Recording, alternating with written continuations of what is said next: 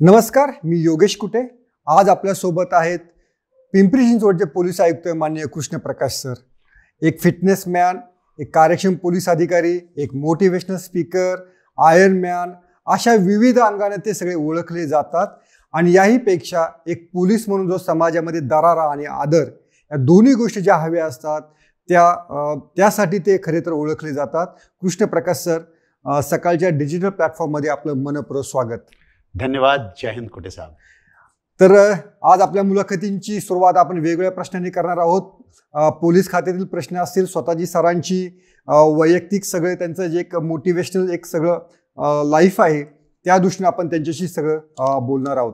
Sir, मला सांगा, पिंपरी चिंचवडमध्ये येऊन तुम्हाला 1 वर्ष जवळपास पूर्ण झालेले आहेत आणि पिंपरी चिंचवडमधल्या अनेक गुंडांनी तुमचा दरारा घेतलेला आहे. तर पिंपरी चिंचवड हे थोडंसं सुरुवातीला पुण्यापेक्षा जरा गुन्हेगारीचं प्रमाण जास्त असलेलं शहर मानलं जात होतं. तर या गुन्हेगारीवर आपण तिथे कशा प्रकारे आळा घातला? मी कुठेही जातो तिथे विलेज पार्ट 4 आणि C1 C2 फाईली वाचतो. ओके. त्यामध्ये कॉन्फिडेन्शियल मध्ये कोण कसा आहे याच्या संपूर्ण सविस्तार चर्चा असते आणि हे त्या त्या काळाचे पोलीस अधिकाऱ्याने लिहिलेले असते. त्यामुळे त्या एरियाची समज आपोआप होऊन जातात. दुसरी गोष्ट जे मी करतो, जे कोणी जे इंटेलिजन्स विभागचे अधिकारी आहेत त्यांना बोलवून त्यांच्याशी चर्चा करून घेतो. Beat SID, beat SB of our own जे आयुक्तालय आहे, बाजूचे जे आयुक्तालय आहे त्याचे इंटेलिजन्सचे लोकांना बोलवून घेतो आणि तसेच IBचे लोक, मिलिटरी इंटेलिजन्सचे लोक, या सर्वांशी आम्ही चर्चा करून घेतो की काय काय चहू बाजूने चाललेलं आहे. त्यामुळे मला त्या एरियाची एक चांगली समज होऊन जाते. दुसरी जी गोष्ट आहे ते मी स्थानिक लोकांमध्ये मिसळतो आणि मिसळून माहिती काढण्याचा प्रयत्न करतो. तिसरं जे महत्त्वाचं असतो की फक्त ऑफिसरचे तुम्ही विचारले तर सर माहिती तुम्हाला मिळणार नाही. त्यामुळे मी माझे कर्मचाऱ्यांशी पण मित्रतापूर्ण वागतो, त्यांच्याशी पण जवळीक साधतो आणि त्यांच्याशी पण संवाद साधतो. त्यामुळे त्यांच्याकडून पण अनेक गोष्टी मला समजतात. हा झाला समजसाठी. आता कारवाईचा दुसरा स्टेप आहे. फक्त काही आपण धोरण तयार केला तर धोरण स्वाभाविक फलश्रुतीपर्यंत पोहोचत नाही. तिथे पोहोचवण्यासाठी तुम्हाला योजना तयार करावा लागते आणि योजना तयार करून त्याच्यावर क्रियान्वयन करावं लागते.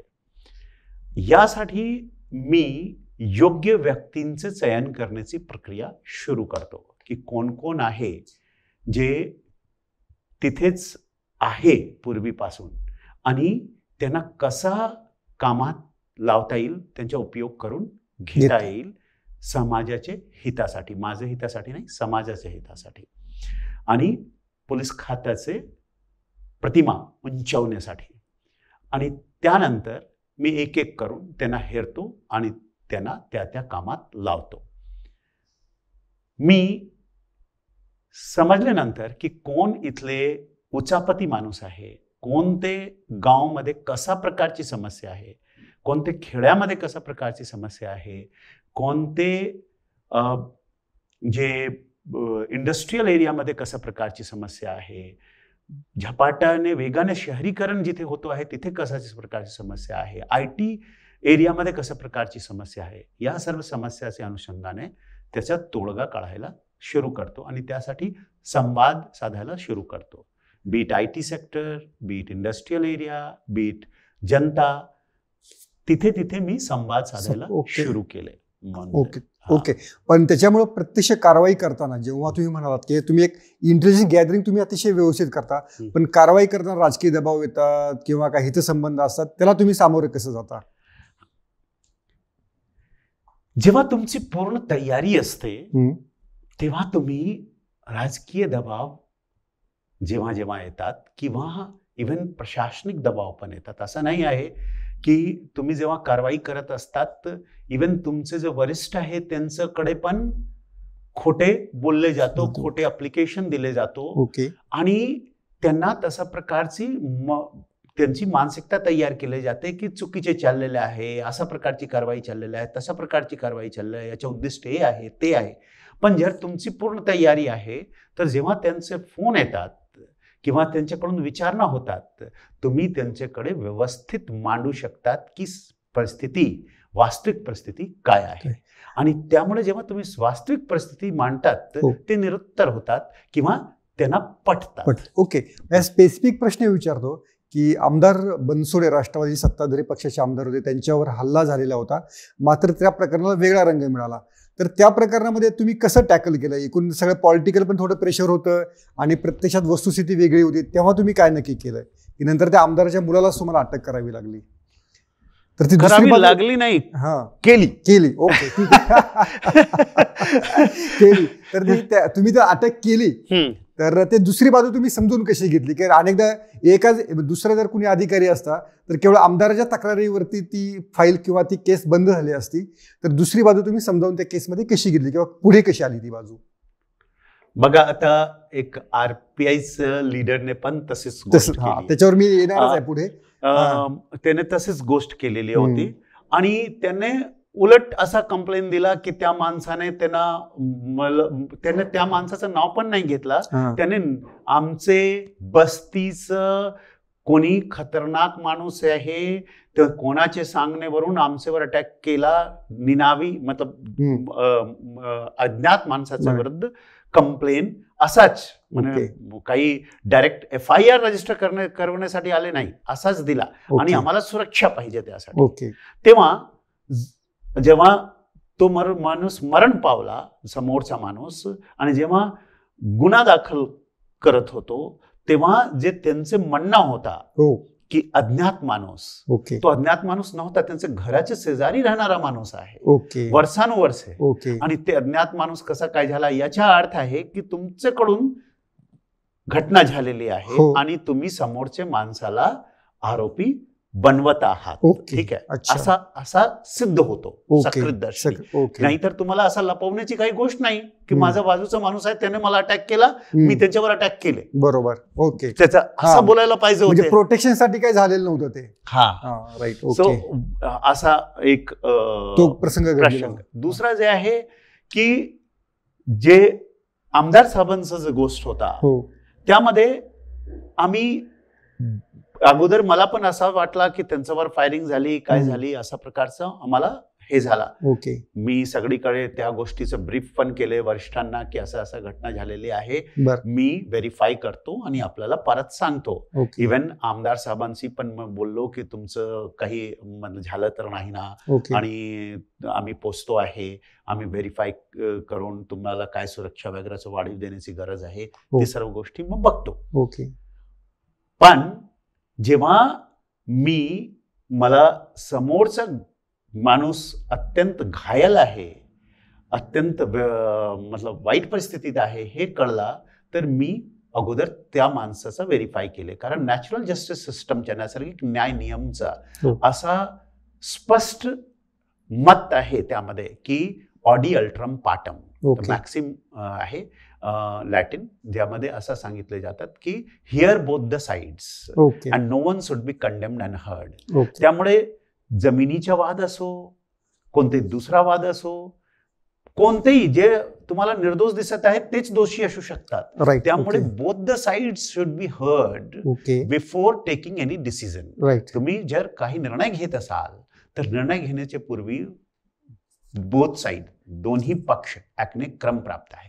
आणि ऐकल्यानंतर जे पूर्वी पृष्ठभूमी मला कळाली, आणि पूर्वी एक दिवस पूर्वी पण मारहाण झालेली होती, रेकॉर्डिंग जेव्हा मिळाली तेव्हा आमच्याकडे हा स्पष्ट झाला की गुन्हा जे आहे मतलब उभय पक्षाकडून झालेला आहे. एक जे पक्ष आहे त्याने जे फायरिंग केलेली आहे ते तर एक गुन्हा आहेच, कारण फायरिंग करणे गुन्हा नाही होण्याचं काही कारण नाही. राईट, ठीक आहे. पण ते फायरिंग कशासाठी केले, काय केले, हा इन्व्हेस्टिगेशनचा भाग आहे. पण दुसरा जो गुन्हा आहे की त्यांना आणले, त्यांना तिथे मारहाण केले, एक दिवस पूर्वी त्यांच्या लोकांचं मारहाण केले आणि त्यांचे हे झाले, मतलब ते त्यांना हेडमध्ये इंजुरी आहे, त्यांना रॉड टाकण्यात आले किंवा दुसऱ्या ठिकाणी दुसरी वस्तूंचा वापर करण्यात आले, ते दिसले सीसीटीव्ही मध्ये.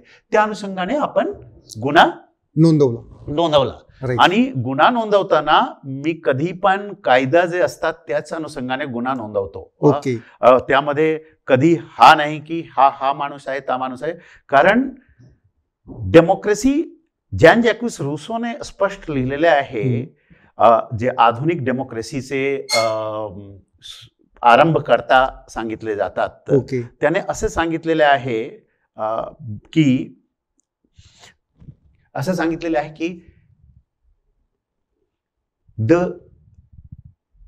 शासन किंवा प्रशासन फक्त एक सामाजिक कंत्राट आहे. या कंत्राटमध्ये जे common will of the common people, सर्वसामान्य लोकांची सर्वसाधारण इच्छा, एक समान इच्छा, हे पूर्ण करणे त्या कंत्राटच्या मूळ तत्व आहे. आणि त्या कंत्राटला कोणी तोडत असेल, कोणी भंग करत असेल तर तो लोकशाहीचे मूळ पायावर चोट पोचवत आहे. त्यामुळे equal protection of law and equality before law जे आमचे राज्यघटनेमध्ये दिलेले आहे ते त्याचाच एक मूल भाग आहे की प्रत्येकाला कायद्याच्या बराबर संरक्षण आणि कायद्याच्या डोळ्यासमोर प्रत्येक व्यक्ती सारखाच आहे. जोपर्यंत हा गोष्ट लोकांचे मनामध्ये भिनत नाही, लोकांच्या मनामध्ये शिरत नाही, तोपर्यंत लोकांना हे वाटणार नाही की हे आमची लोकशाही आहे. येस. मग या थोडंसं पुढे विचारतो, मग या आमदार बनसोडे प्रकरणामध्ये तुम्हाला काही कोणाचे फोन वगैरे काही आले होते की नाही, त्या आमदारांच्या मुलाला सोडा, तो निर्दोष आहे वगैरे, काय असं काही झालं होतं? उनका जो काम है अहले सियासत जाने, अपना पैगाम मोहब्बत है, जहां तक पहुंचे. मोहब्बत गुनहगारों से नहीं, जिन लोगों की रक्षा करनी है उनसे. ओके. तर सरांनी त्यांचा एक शायराना अंदाज आपल्या समोर या केसमध्ये अतिशय एक त्याला काय म्हणू, एक फिरून फिरून चांगलं गोल आपल्याला फिरवणारे एक उत्तर दिलेलं आहे. तर माझा पुढचा प्रश्न असा आहे की सर, की पिंपरी चिंचवडच्या हद्दीमध्ये ज्या प्रकारे एक व्यसनांचं एक रॅकेट होतं, मला वाटतं त्याच्यावर सुद्धा तुम्ही मोठा प्रहार केलेला आहे. की गाव, आता ते पिंपरी चिंचवड आपण गावामध्ये म्हणतो की गावाच्या पारावर चिलीम देखील कोणी ओढताना सापडला तर पिंपरी चिंचवडचे पोलीस त्याला पकडू शकतात, अशा प्रकारची एक ख्याती पिंपरी चिंचवड पोलिसांची झालेली आहे. तर ते तुम्ही कसं काय साध्य केलं? एक गोष्ट स्पष्ट आहे, लोक खबऱ्यांवर निर्भर असतात. खबऱ्यां त्यांच्या फायद्यासाठी खबर देतात आणि त्यामुळे खबऱ्या बदनाम पण असतात. ठीक आहे. ते पोलिसांचे अनेकदा झिरो पोलीस असतात खबऱ्या. ठीक आहे. इथे सांगतात, तिथे रेड करणार, तिथे सेटिंग करतात, सेटिंग नाही झाली तर रेड करून घेतात आणि इथे नाही तर तिथून पोलिसांहून काही मिळवून घेतात. त्यामुळे मी खबऱ्यांची व्यवस्थावर विश्वासच ठेवत नाही. मी जनतेवर विश्वास ठेवतो आणि मला त्यांचेच मुले, त्यांचेच बायको, त्यांचेच घरचे लोक इन्फॉर्मेशन देतात, माझा नवरा इथे जुगार खेळतो आहे, इथे दारूचे अड्डे चालतात, इथे इलिगल ड्रग्स विकले जातात, आजूबाजूचे लोक. ज्यामुळे जेव्हा नागरिकला तुम्ही जबाबदार बनवला ना, त्यांना तुमचे डोळे आणि हे बनवला, तेव्हा कोणी तुमच्याशी बचू शकत नाही, कोणी तुमच्याशी काय सांगतात की किंवा तुम्ही त्यांना म्हणजे विश्वास जर जनतेमध्ये निर्माण झाला तर त्याच्या इतकं दुसरं कोणतंही मौल्यवान गोष्ट पोलिसांसाठी नाही असं सरना सांगायचं आहे. असं सांगायचं आहे की मी माझा फोन नंबर त्यासाठी शेअर केले. माझं एक आणखीन फोन नंबर जे माझे ऑपरेटर सोबत राहतात ते नंबर शेअर केलेले आहे. त्यामुळे आम्हाला लगेच कळतात की कुठे काय चाललेले आहे. इव्हन पोलीस स्टेशन मध्ये जर गुन्हे दाखल करून नाही घेतले तरी पण लोक मला फोन करतात. सरांनी एक वेषांतर बदलून देखील गुन्हे दाखल होतात की नाही त्याचा एक त्यांनी छडा लावलेला होता. तुम्ही सर ते वेषांतराची जरा कहाणी सांगा ना जरा, नक्की काय तुम्ही तो कशा प्रकारे तुम्ही गेलेला होता? बघा, एक जापानीज हे आहे वर्ब, जपानीज फिलॉसॉफी, ओके, ज्याला गेंची जिनबित्सू ज्याला शब्द आहे, ओके, तर टोयोटाने त्याला त्यांची फिलॉसॉफी म्हणून घेतलेलं आहे. याचा मूल क्रक्स असा आहे की better to see once than hear 100 times, okay, or better to go at the spot and resolve the problem effectively than listening the problem and trying to resolve it from the top. So त्यामुळे मी इथेच नाही, म्हणजे पूर्वी काळात तुम्हाला पण माहित असेल की भारतात पण जे आहे, हिंदुस्थानात पण वेगवेगळे लोक वेषांतर करून छत्रपती शिवाजी महाराजांचे जे बहिर्जी रामोशी होते आणि त्यांचे ग्रुप होता ते पण हेच करत होते. बरोबर. आम्ही वेषांतर करून यापूर्वी पण बुलढाणा जिल्ह्यामध्ये अनेक रेड टाकलेले होते. त्यामुळे जेव्हा एक हायकोर्टचे जजने मला फोन केला की देऊळगाव राजाहून ते त्यांची बायकोसह काही घरचे कार्यक्रमानिमित्त आले होते आणि बायकोसह संध्याकाळी निघाले आणि तिथे जे काळी पिवळी होती, जे परमिटेड टॅक्सी होती, त्यामध्ये जाऊन बसले. तर 9 पेक्षा 10वी त्यांची बायको होती. त्याने सांगितलं, त्यांची मंडळी होती, त्याने सांगितलं ड्रायव्हरने की आपण बसू शकत नाही. तर त्याने विचारले की असं कसं काय, आम्हाला काय जायचं आहे, आता संध्याकाळी आणखीन गाडी मिळणार की नाही? गाडी मिळणार तुम्हाला, तुम्ही थांबा इथे, दुसरी गाडी येणार, तुम्ही त्यामध्ये जावा. ते म्हणले नाही, एक माणूस बसवले तर काय फरक पडतो, म्हणजे इथलं SP जे आहे फार डेंजर आहे, तुम्ही बसू नका आम्हाला. तर SP काय इथे देऊळगाव राजाला येणार काय? बोले काय माहिती, इथे बसलेले असावेत वेषांतर करून. इतका दरारा सरांनी निर्माण केलेला होता. पण त्याची सर दुसरी बाजू अशी आहे, थोडंसं मी हे करतो की अनेकांना असं वाटतं की स्वतः SP ने वेषांतर करण्याची काय गरज आहे, हे थोडंसं जरा नाटकी वाटतं, असं पण अनेकदा लोक थोडे टीका करणारे करतात. तर त्याला तुमचं उत्तर काय असेल? लोग क्या कहेंगे, हाँ, अगर मैं ये सोचूंगा तो लोग क्या सोचेंगे? Let them think. लोकांना त्यांना कोणतीही नवीन गोष्ट कोणाला पचत नाही, पण हे तर जुनीच गोष्ट आहे, नवीन गोष्ट पण नाही आहे. आणि हे जे लोकांना वाटतात, हे जे तुम्हाला फिलिंग ऑफ प्रेझेन्स, माझा नंबर सर्क्युलेटेड आहे, या म्हणजे सर्व लोक मला फोन करतात असं नाही. मी वेषांतर करून एक ठिकाणी गेले, मी सगळीकडे वेषांतर करून जातो असं नाही. पण लोकांना वाटतात, आमचे पोलीस स्टेशनचे अधिकाऱ्यांना वाटतात, साहब वेषांतर करून कधी पण येऊ शकतात.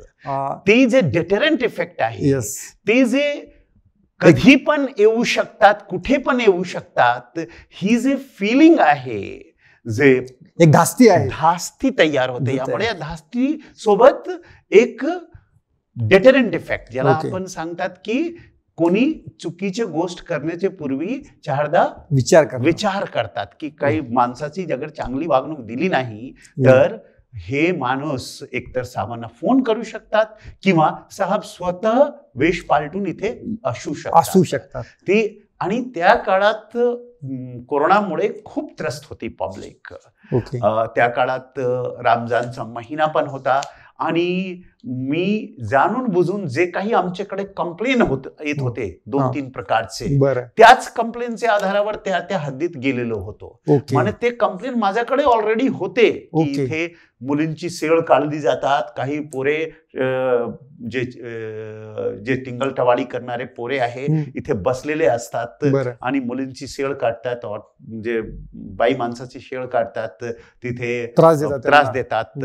आणि दुसऱ्या ठिकाणी मला माहित होते की इथे ॲम्ब्युलन्स मध्ये जास्त चार्ज घेतो आहे, हा माणूस जास्त चार्ज घेतलेला होता, त्यांचं नाव, त्यांच्या कंप्लेंट ऑलरेडी माझ्याकडे होता, त्यामुळे तेच गोष्ट मी घेऊन गेलो होतो. ओके, अच्छा. त्याची शहानिशा तुम्ही शहानिशा करायचं होते मला, की कसा आमचे लोक प्रतिक्रिया करतात, रिस्पॉन्स कसा दिला जातो. ओके, तर हा एक ओमनी प्रेझेन्सच तुमचा सगळीकडे आहे तो. मग जेव्हा तुम्हाला अशी कारवाईची वेळ येते, तुमचं पोलीस फोर्स असतं, मग तेव्हा कारवाई करताना तुम्ही कशा प्रकारे समज देता, सुरुवातीला दंड करता, शिक्षा करता, तुमचा अप्रोच कसा असतो? संस्कृतच्या श्लोक मध्ये असं दिलेलं आहे की प्रथम माणसाला समजावून सांगितलं पाहिजे, ताकीद दिला पाहिजे. ओके. नंतर द्रव्यदंड दिला पाहिजे, जसं आपण फाईन वगैरे करतो इन्क्वायरी करून. ओके. आणि तिसऱ्यामध्ये तर त्यांच्यावर कठोर दंड दिला पाहिजे. कठोर दंड आपल्याकडे तर असा आहे की त्यांना आपण सस्पेंड करू शकतो, आपण त्यांचे जे डिपार्टमेंटल इन्क्वायरी करून त्यांना डिसमिस करू शकतो. तर तसा आपण करतो आपल्या डिपार्टमेंटसाठी, आपल्या खात्यासाठी. बाहेर जे पब्लिक आहे, जे लोकांना त्रास देत आहे, तर जेवढा त्याने कायद्याचे उल्लंघन केलेलं आहे ते इनडिसिप्लिनचं झालं, आणि जेवढा कायद्याचे उल्लंघन केलेलं आहे तेवढी शिक्षा त्यांना झालीच पाहिजे. त्यांना कधी पण तेवढे सेक्शन्स त्यांना लावलेच पाहिजे. कधी त्यांना जुजबी गुन्हा दाखल करून त्यांना मुभा नाही दिला पाहिजे की पुनः तो क्राईम करे. ते त्यांच्यासाठी पण फायद्याचे नाही आणि समाजासाठी पण फायद्याचे नाही. ओके, पण तुमच्या ह्याच कठोर अप्रोचमुळे किंवा सगळ्या झिरो टॉलरन्स, झिरो टॉलरन्स, या झिरो टॉलरन्समुळे पोलीस खात्यातलेच काही जे एक वृत्ती होत्या की ज्या नाराज होत्या आणि त्यांनी तुमच्या विरोधात कुभांड रचलं, तुमच्या बदलीचं किंवा तुमच्या बदनामीचं, त्याला तुम्ही कसं तोंड दिलं, कशा प्रकारे तुम्ही त्याला टॅकल केलं? असं माझा विरोध सगळीकडे होतो. हा काही प्रथम ठिकाण आहे असं नाही. ओके, बरं. तुम्हाला एक्सपिरियन्स आहे, एक्सपिरियन्स आहे, कशा प्रकारे एकदम बाजूचं माणूस जे असतो तेच त्या षडयंत्रामध्ये सामील असतात. ओके, असं असतो. अनेकदा असं झालेलं आहे. त्यांना वाटतात की मी कमांड करून घेणार साहेबांना, माझा आहे की खरं आहे तर करायचा, नाही आहे तर नाही करायचं. मला कोणी भीती घालण्याचा प्रयत्न करत असावेत, कोणी हे करण्याचे करत असावेत, तर मी कधी त्याचे भीत नाही. कारण माझं एक धोरण आहे की जब तक जियो जब तक रहो, ये टाइम अँड स्पेस जे माझं आहे ते लिमिटेड आहे ना. आम्ही 2 वर्ष असू शकतो, 3 वर्ष असू शकतो, 1 वर्ष असू शकतो, त्यामुळे संपूर्ण काही बदलणार नाही. पण मी खरा होतो ही विचारधारा, ही सोच, आणि असा पण प्रशासन असू शकतो, ही सोच लोकांचे मनामध्ये शिरला पाहिजे. त्यामुळे ते तसा अपेक्षा पुढचे अधिकाऱ्यांशी, पुढचे कर्मचाऱ्यांशी, पुढचे या काळात ते करू शकतात की तुम्ही असा का करत नाही, पूर्वी असा होत होते. त्यामुळे मी ती विचारधारा लोकांच्या मनामध्ये आणण्याची प्रयत्न करतो. कारण लोकशाहीमध्ये, लोककल्याणकारी राज्यामध्ये हा लोकांचं राज्य आहे. हे आमचा तुमचा राज्य नाही आहे. हे शासन आणि प्रशासन त्यांच्यासाठी आहे. शासन आणि प्रशासन त्यांचं रक्षणासाठी आहे, त्यांचे विकासासाठी आहे, त्यांचे इव्हेंट टेम्पो ऑफ लाईफ व्यवस्थित जीवनासाठी आहे. नाहीतर काय गरज होती? बरोबर, इतकं सगळं ठेवण्याची. तर या एका प्रश्नावरती आपण ब्रेक घेऊया आणि थोडे पुढे 2 मिनिटांमध्ये आपण कंटिन्यू करू. सर, तुम्ही नगर, बुलढाणा, सांगली, आता पिंपरी चिंचवड, मुंबईमध्ये तुम्ही काम केलेलं आहे. तुमचं नगर आणि बुलढाण्याचं SP फार गाजली. तर तेव्हाचे तत्कालीन आमदार दिलीप कुमार सानंद असतील किंवा नगरमध्ये कोतकर, जगताप, कर्डिले या एक कुटुंबाची एक मोठी दडपशाही आणि दहशत होती. तर यातलं कोणतं प्रकरण तुम्हाला असं वाटतं की जास्त चॅलेंजेबल होतं पॉलिटिकल दृष्ट्या? मला कुठेही चुनौतीपूर्ण वाटला नाही. मला नेहमी असं वाटायचं की मी जे आहे लोकांचा सेवक आहे, लोकसेवक आहे. मला असं वाटायचं की मी संविधानाचा पाईक आहे, आणि त्यामुळे कधी कोणत्याही परिस्थितीत मला असा काही नाही वाटला की हे खूप जास्त ताणतणावाचं आहे, मुश्किलीचं आहे. ऑफकोर्स ते हाताळताना आम्हाला जे स्पष्टीकरण द्यावं लागत होते त्यावर मला थोडा तयारी करण्यामध्ये ताणतणाव येत होते कारवाई करताना. ताणतणाव तुम्हाला येतो की त्या समोरच्या पार्टीला येत होते की काय नक्की कशा प्रकारे आता हे कृष्ण प्रकाश आलेत आता बाबा किंवा तर समोरच्या पार्टीला तर यायचंच, बरं. पण जे मी सांगतो आहे हो. की त्या काळाचे वरिष्ठ असावेत, त्या काळाचे जे मला शासक प्रशासक असावेत, त्यांचे जे बोलण्यामध्ये मला स्पष्टीकरण द्यावं लागत होते, त्याचं त्यामध्ये बरोबर. थोडासा ताणतणाव यायचं मला. ओके. पण माझं धोरण निश्चित असतो, जे खरं आहे तोच करायचं. ओके.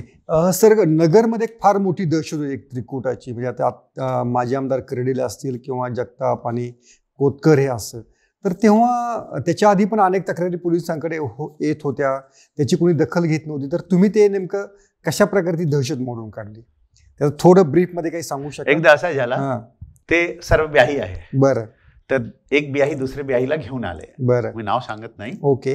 ते तिघे ब्याही आहेत. बरं. एक ब्याही दुसऱ्या ब्याहीला घेऊन आले माझ्या ऑफिसला आणि सांगितले हे खूप नाराज आहेत. म्हटलं कशामुळे? त्यांचे पुतण्यावर तुमचे पोलीस स्टेशन भिंगारने गुन्हा दाखल केला. आम्हाला असं का?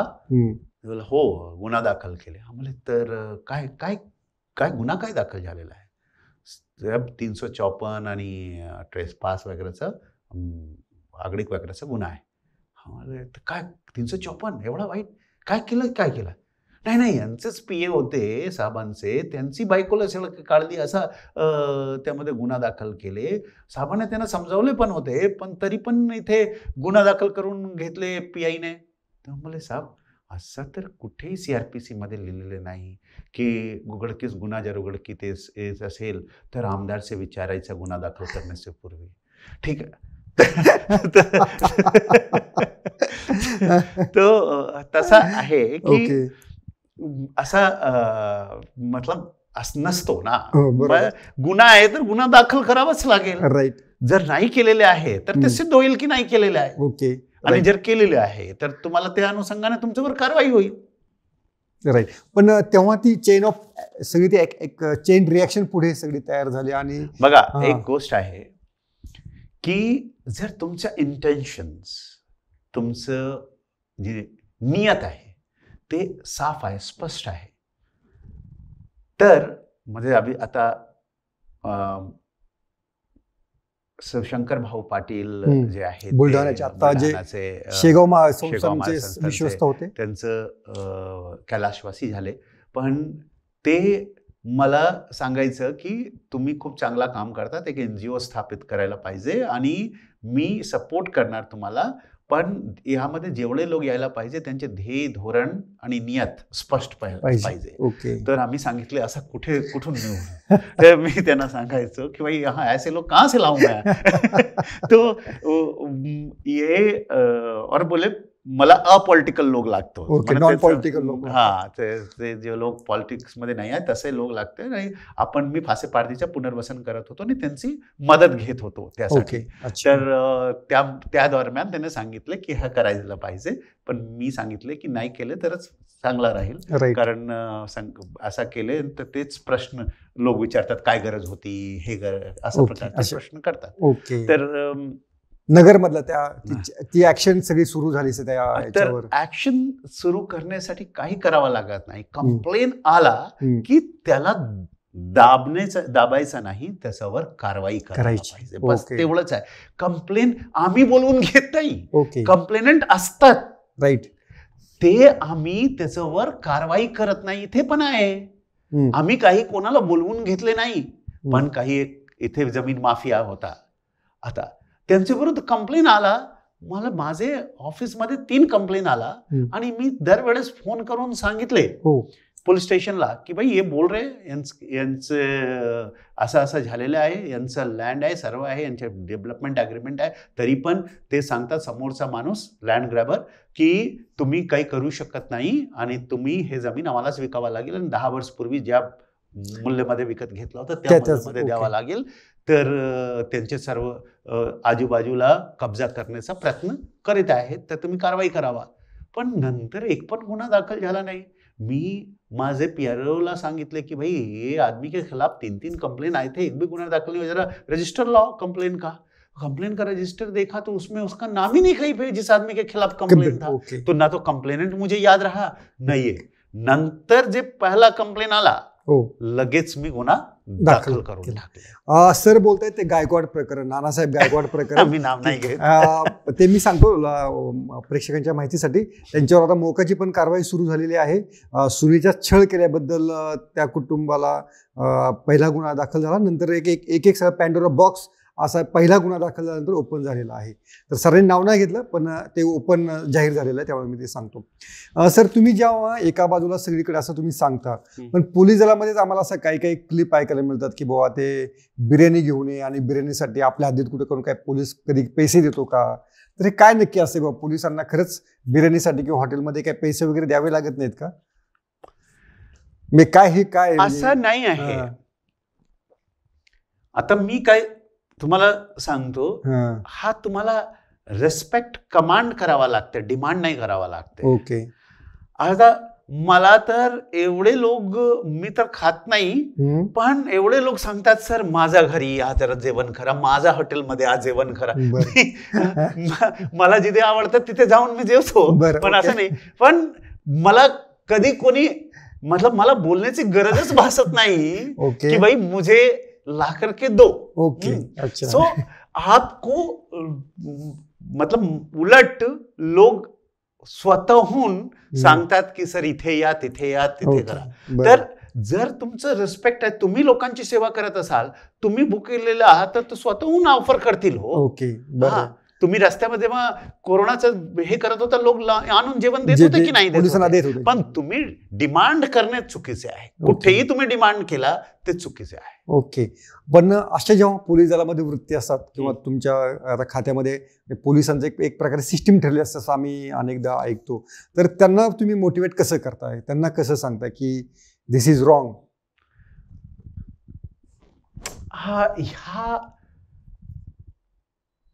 सूचित करण्याची गरज नाही, त्यांचा कर्तव्याचा भाग आहे. ओके. की त्यांच्या जेवणासाठी त्यांना सॅलरी मिळते. राईट. त्यांना रिफ्रेशमेंटसाठी मतलब त्यांना रिफ्रेशमेंट अलाउन्स मिळते. ओके. राईट. आर पाटील साहेबांनी स्पेशली प्रत्येक पोलिसांसाठी दर दिवशीच्या रिफ्रेशमेंट अलाउन्स करून दिलेला आहे. ओके. त्यामुळे हा गोष्टी करण्याची गरज नाही. ठीक आहे. बरोबर.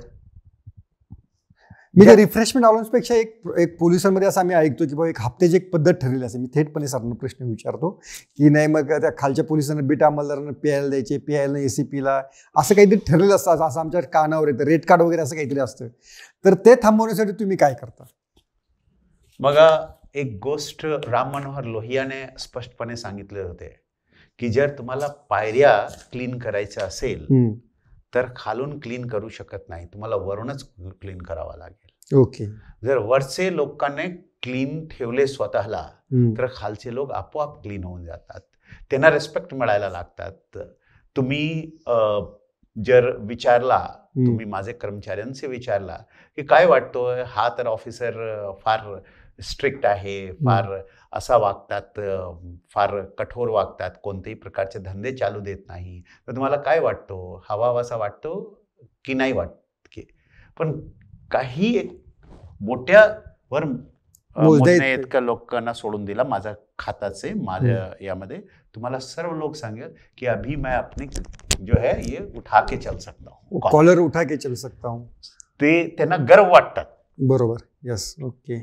आणि त्यामुळे इथे येण्यासाठी लोक, अधिकारी, कर्मचारी इच्छितात. पूर्वी पण इच्छित होते दुसऱ्या गोष्टीसाठी, राईट, आणि आता वेगळ्या गोष्टीसाठी, वेगळ्या अभिमानासाठी, वर्दीच्या अभिमानासाठी येतात. सर तुमची दुसरी ओळख आहे एक फिटनेस मॅन म्हणून एक आहे, एक आयर्न मॅन म्हणून तुम्ही किताब पण मिळवलेला आहे. तर तुम्ही तुमचा सायकोलॉजिकल फिटनेस आणि शारीरिक फिटनेस कसा ठेवता त्याबद्दल पण सांगा.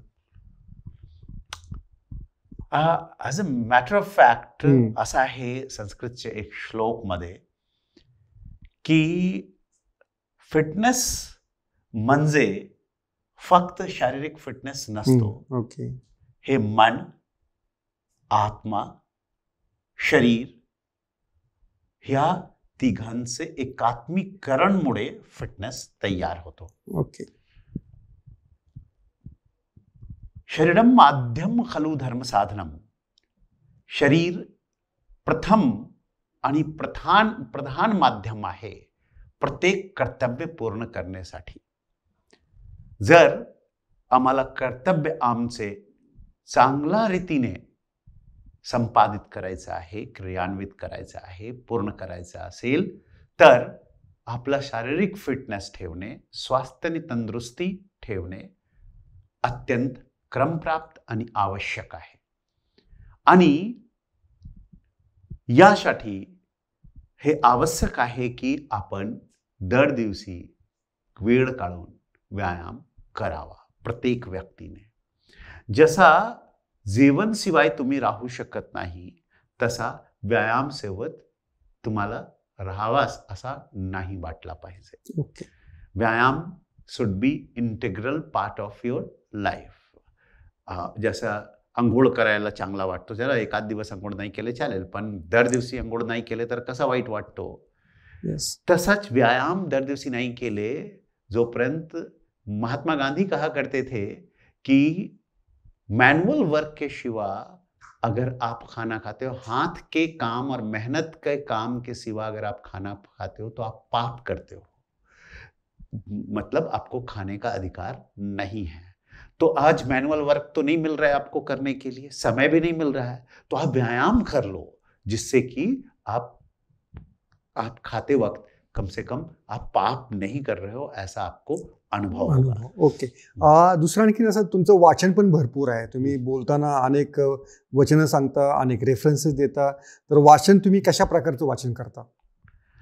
मी जे आहे जेव्हा 10वी माझी झाली होती, 10वी नंतर 3-4 महिने 12च्या ॲडमिशनसाठी वेळ असतो तिथे, मतलब आमचे नॉर्थमध्ये. जेव्हा त्यावेळ काळात 10+2 नव्हता, त्यामध्ये 10वी नंतर कॉलेजमध्ये जावं लागत होते, इंटरमिडिएट प्रवेशिका मध्ये. तर त्या काळात मी माझं एरियामध्ये एक रुक्मिणी भवन लायब्ररी होता. ओके. आणि त्या लायब्ररीचे सर्व पुस्तक मी 3 महिन्यामध्ये दिवस रात करून, जेवढे लिटररी पुस्तक होते, जेवढे बायोग्राफीज होते, जेवढे कादंबऱ्या होते, ते सर्वांचे वाचन केले होते. त्यानंतर मी जिथे जातो, जिथे लोक मला पुस्तकच देतात, चाहे बुलढाणा असो, मालेगाव असो, आतापर्यंत तर ते इस्लाम पासून तथागत गौतम बुद्धाचे संबंधाने, महावीर स्वामीचे संबंधाने जे काही मला पुस्तक मिळतात आणि मला चांगला वाटतात, तर म्हणजे दार्शनिक गोष्टी मला चांगला वाटतात वाचायला, बायोग्राफीज मला चांगला वाटतात वाचायला, जे देशभक्तीचे गोष्टी असतात ते मला वाचायला चांगला वाटतात, जे आपले थोर पुरुष आहेत त्यांची जीवन्या वाचायला चांगला वाटतात, किंवा आत्मकथा वाचायला चांगला वाटतात मला, किंवा जे कोणी विषय असेल, स्पेशल विषय, फॉर एन एक्झाम्पल की सामाजिक समस्याचा विषय असेल, तर त्या विषयावर जर पुस्तक आला, माणसाची सायकॉलॉजीवर पुस्तक मला कोणी दिली तर वाचायला चांगला वाटतात. मी पुस्तक जास्त विकत घेत नाही, लोक मला देतात तेच मी वाचून घेतो.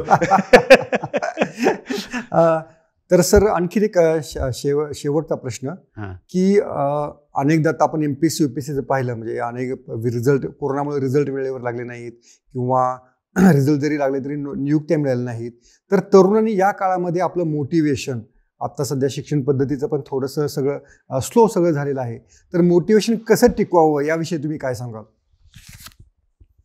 मी एवढं सांगेन त्यांना की nothing is be all end end all. कोई भी चीज आखिरी और अंत नहीं होती है.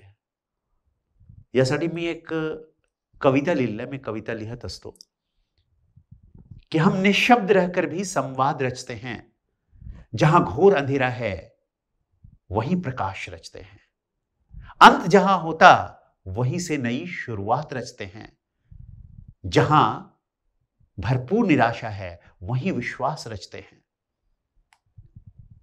हम गर्दिश में रहकर भी सच्चे ख्वाब रचते हैं,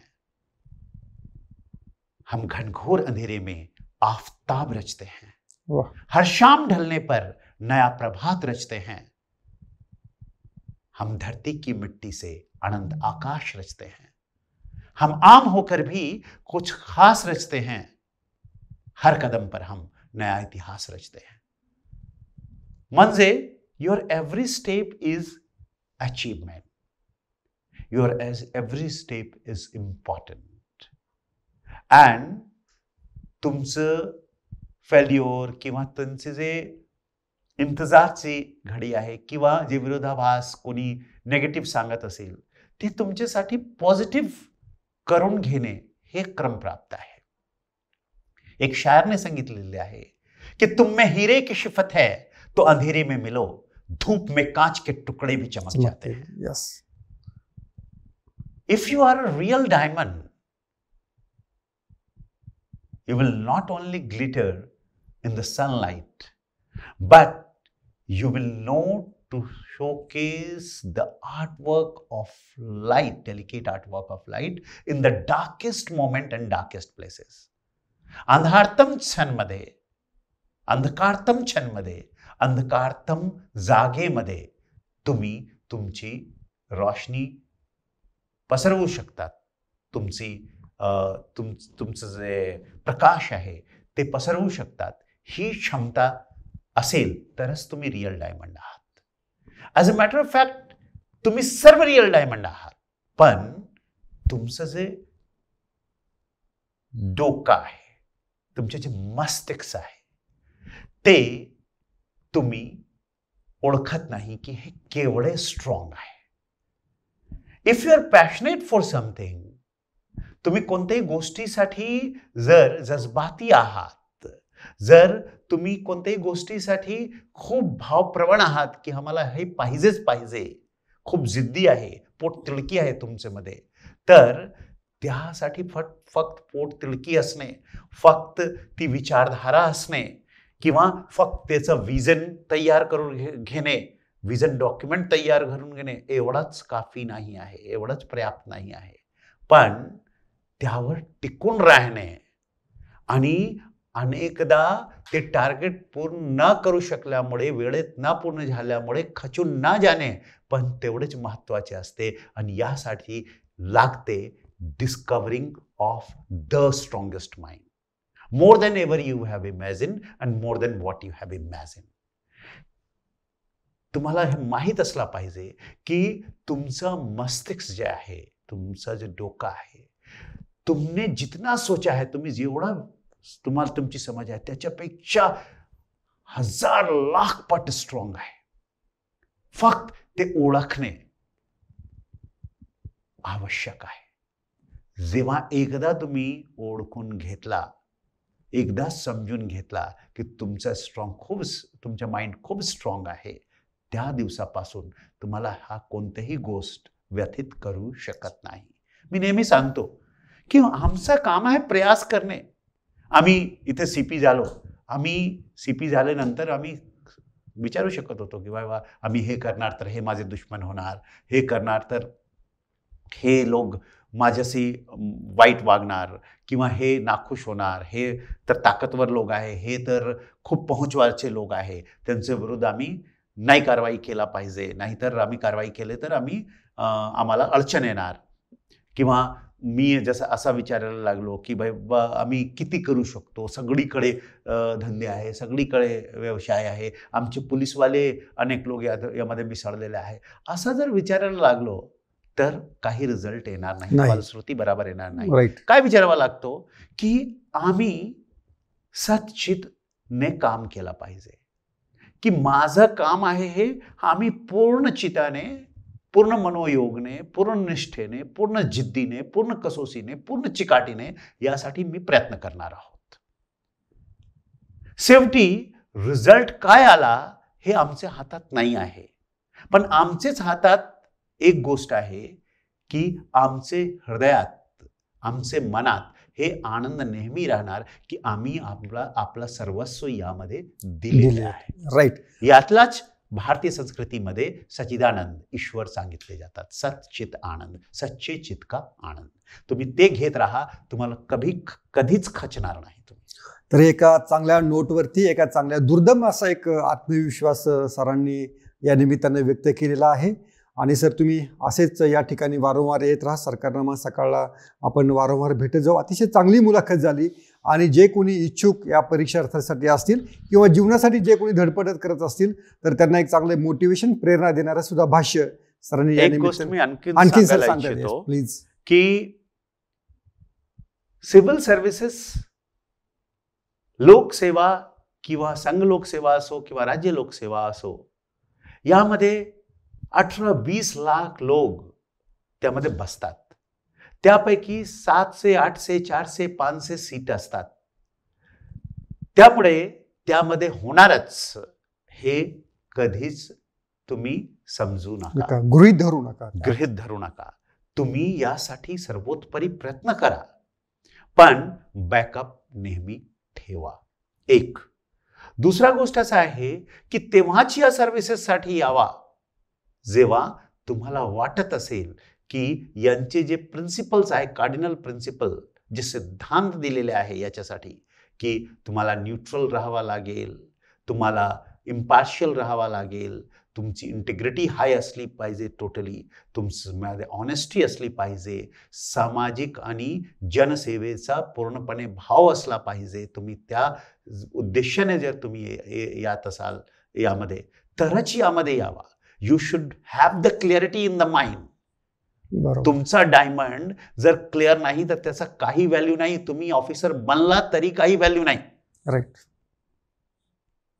your diamond should be clear. हा काय उपजीविकाचे साधन नाही आहे, उपजीविकाचे अनेक साधन आहे. तुम्ही एवढा बुद्धिमान आहे की जर MPSC करू शकतात, UPSC करू शकतात, तर तुम्ही त्या जे बुद्धी आहे तुमचा वापर करून तुम्ही चांगला जे उपजीविकेच्या साधन पण तयार करू शकतात.